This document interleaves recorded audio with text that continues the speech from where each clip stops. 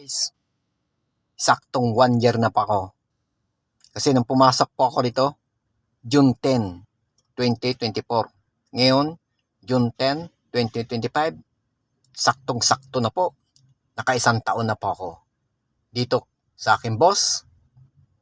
Kaya mangyari po yan mga guys. Makakatanggap na po ako ng buo ng 13-month pay ayon sa patakaran ng batas. Kasi nagpapasahod po sa amin galing sa opisina mga guys. Kaya 1 taon na po ako. Ngayon, saktong-sakto. 1 year na po ako. Kaya sa awa ng Diyos, wala nangyari sa akin. Masaya po ako sa aking ginagawa, sa aking pagtrabaho dahil naka-1 taon na po ako ngayon. Kaya malapit na po rin ang aking birthday. Sana may magandang balita po sa darating sa aking kaarawan mga guys. Kaya nagpapasalamat po ako sa Panginoon.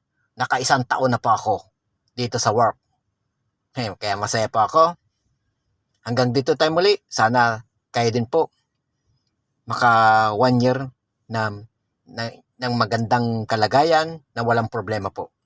Kaya hanggang dito tayo muli. Bye-bye.